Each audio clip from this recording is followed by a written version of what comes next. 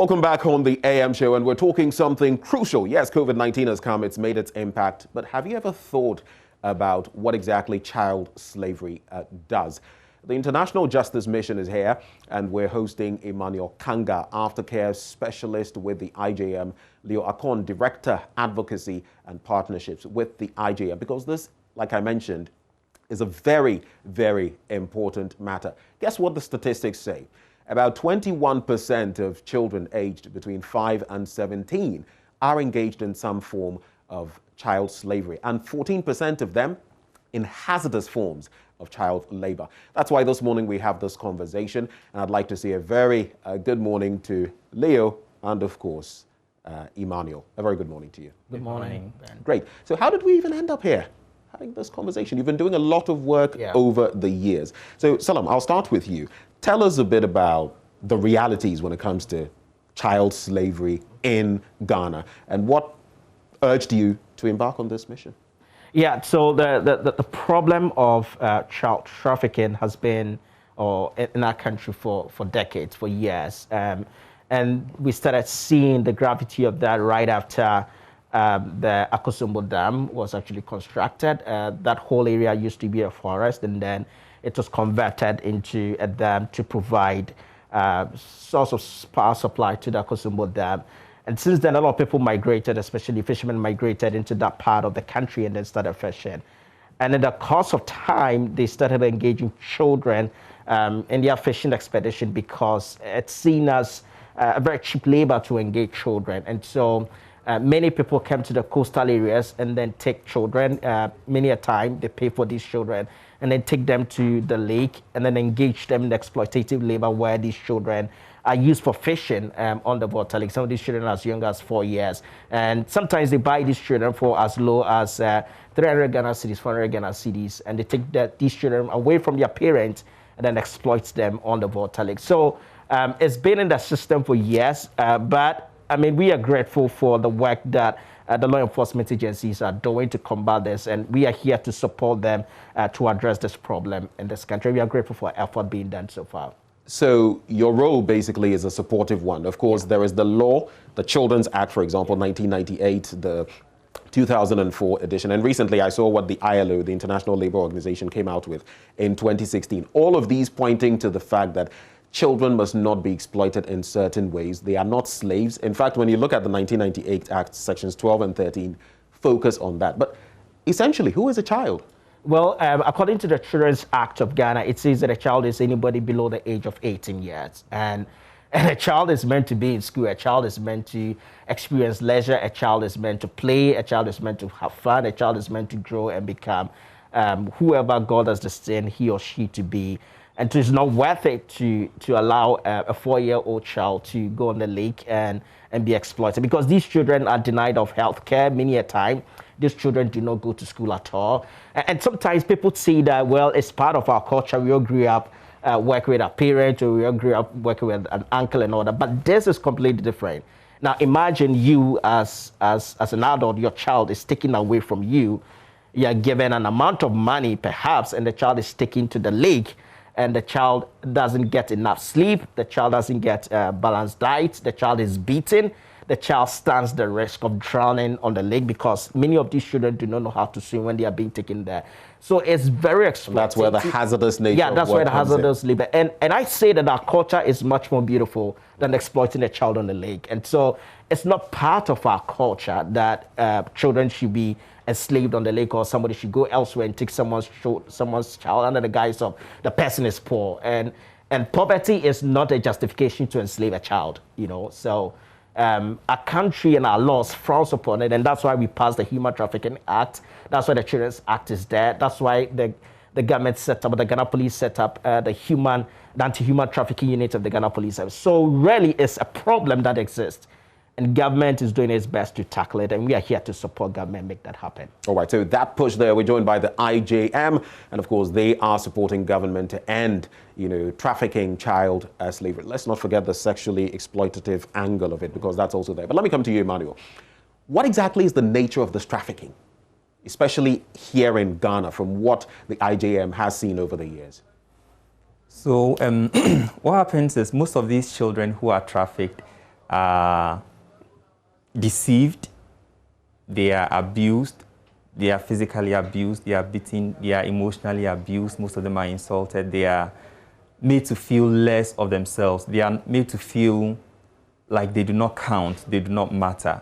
And these have lasting effects on the well-being of the child. Such children would require a lot of counseling, a lot of therapy to be able to recover from the trauma that they have experienced. Most of them also come face-to-face with near-death experiences. Even for us as adults, imagine the toll it takes on us when we come face-to-face with death or lose a loved one. So imagine how much more it would take a toll on a child, some as young as about 4, 5, 6 years, removed from their families, not allowed to grow up with their family as required by the law, the Children's Act, being denied the right to parental care, being discriminated against, feeling not worthy of even being alive. These children go through a lot of these trauma and it affects them. So that in itself is very disturbing because like you said, even as an adult, when you come and you have your faculties properly developed and all of that, imagine what that is. I mean, if you've had an incident where you've been close to having a vehicular accident, for example, it's a close shave. Look at how you feel. How much more a child who doesn't really understand what's going on. But what are some of these experiences that you can actually share with us? Apart from, I know on the Volta Lake, yes, sometimes they drown and all of that. What are some of the experiences you can share? I'd like to share the story of Esther. Esther was trafficked when she was about 4 years, and she worked on the lake for close to 10 years before she was rescued. Now, when they are on the lake, mostly boys go on the actual lake to help cast the nets, to pull the nets, to sort the fish out and all, to paddle the boat, to scoop water from the boat and all that. And the girls usually collect the fish when the boys are back from the lake. They sort, they smoke, they sell. In Esther's case, when she got to the master's place, there were not many boys. So at that tender age, she was engaged in actual fishing, doing everything the boys did. And then when she returned home, she would do everything else the girls also did. She did this for close to 8 years until other boys were also trafficked and she was relieved from going on the lake. Such a child is really troubled. And a lot of these experiences of such children takes such a toll on them that they are traumatized for most of their adult life if interventions are not put in place. In Esther's case, when she was rescued, she was really excited about the rescue. She was happy that much of the experience that she had on the lake, she had been relieved from it, and she was enjoying freedom. Freedom from abuse, freedom from cold nights on the lake, freedom from poor diet on the lake, freedom from being beaten by her master and her mistress. Esther was deceived before she was trafficked. She was told that she was going to be enrolled in school. She was told that she would only help to sell in a shop after school. But when they got to the lake, the story was different. And this is quite the same for almost every child who is trafficked. This is stark. It's worrying. And you see a certain pattern when it comes to trafficking, because spreading it across or stretching it a bit to even those who are taken to the Gulf regions and across the world, you would see a similar pattern. You're told you're going to do one thing, you end up being forced to do another thing. Sometimes your passport is confiscated and then you are simply in a mess. But here we're talking about children. After rescue, what is the state of the children? At the point of rescue, the children are very confused. They do not trust because their trust has been broken from the very beginning. At the point of rescue, sometimes it's even re-traumatizing for them because it feels like the time when they were being trafficked to go and work. What we do in collaboration with the Department of Social Welfare at the point of rescue is to provide what we call crisis care to these children to help keep them calm, to reassure them that they are being moved from a place of abuse to a place of safety.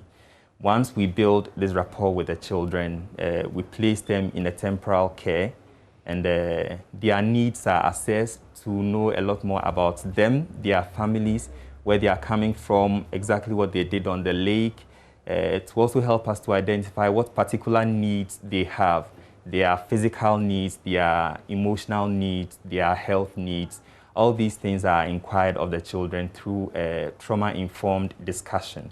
Now, once these are completed, we're able to draft what we call a care plan for the children to be able to provide services that would help them to recover from the trauma and to live regular lives again. In the shelter where they are placed for temporary care, they receive every single care that they need in terms of their health, in terms of their feeding, in terms of clothing, in terms of education. While they are in the shelter, we still partner with DSW to trace their families, to assess their homes, if their homes are safe for their return, to also work with the families to prepare them for the return of the child. We also work with the child to prepare them for return to their families.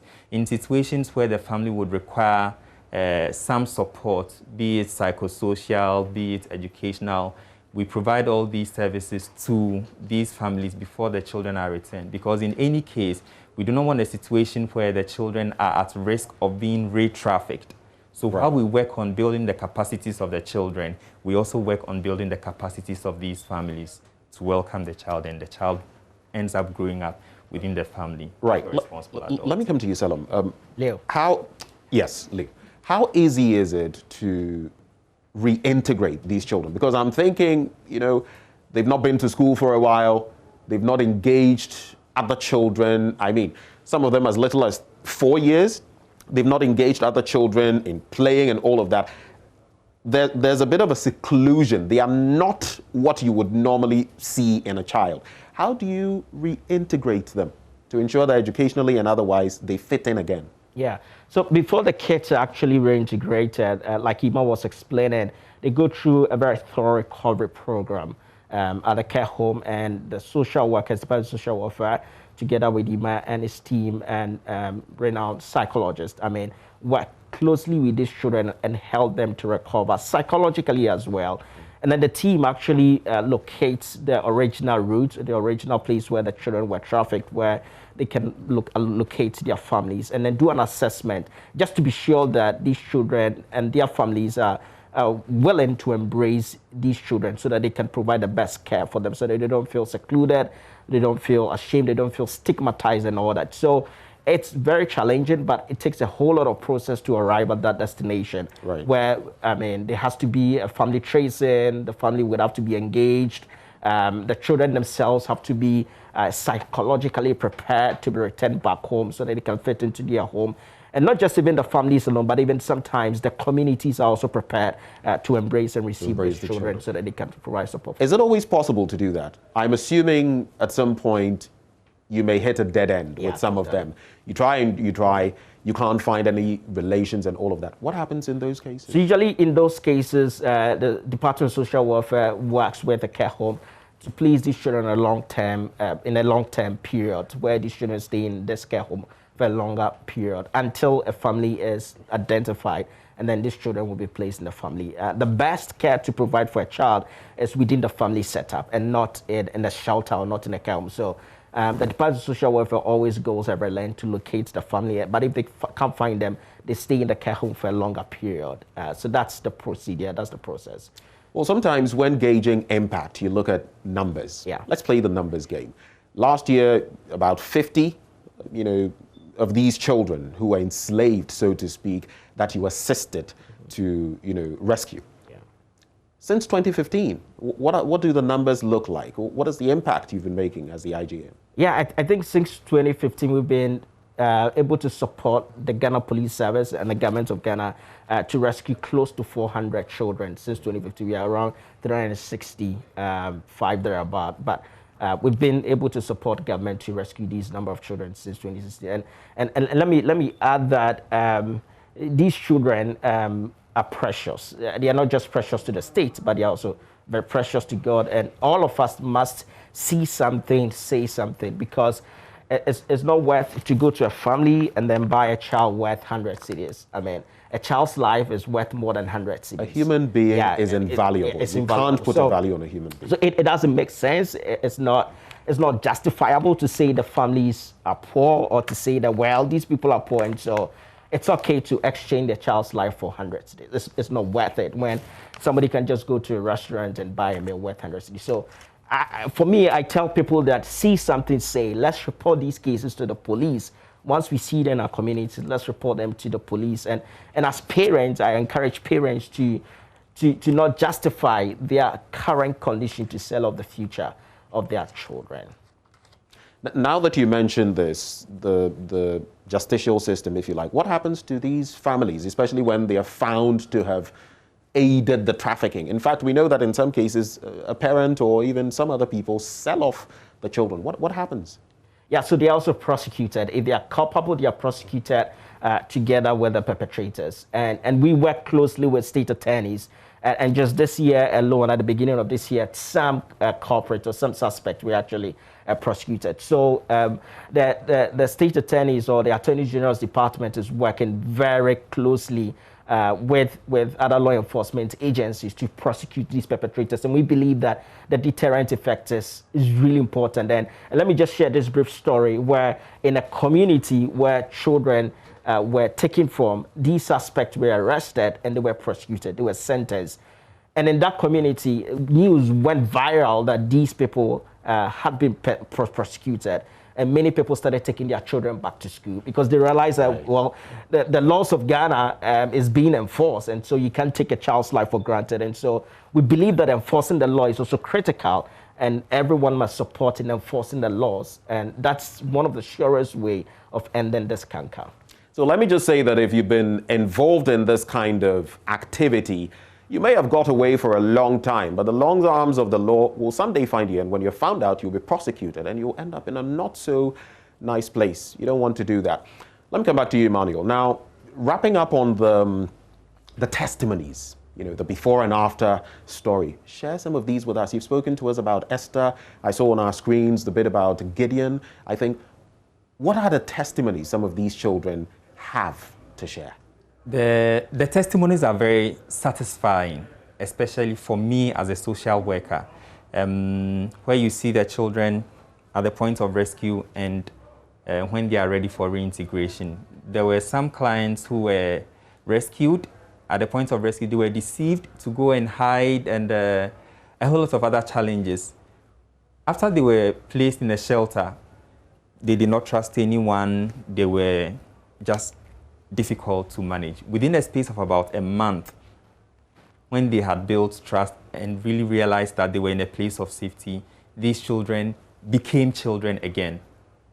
They were very happy. They are able to go to school. They are able to pursue their education. They are able to pursue their passions. We have stories of clients who have gone through this situation without any education, but have now been able to complete JHS and are waiting to enter the senior high school. We have testimonies of children who were in the situation of trafficking, but are now enrolled in vocational training schools. We have testimonies of children who could not even speak a word in English, but within a space of about 3 months, they are able to communicate fluently in English, and they are children again, enjoying lives as children. The testimonies are just marvelous. Well, that's the beauty of it, and that's why we have the Justice Song, because every child deserves to enjoy their childhood. We're going to have a live performance now of the Justice Song, written by Salom Tamaklo and Kane Christie of blessed memory, all the way back from 2017. That is up next, and then we'll talk a bit about the video and some 90 people, did you say? From 33 countries. Yeah. That's amazing.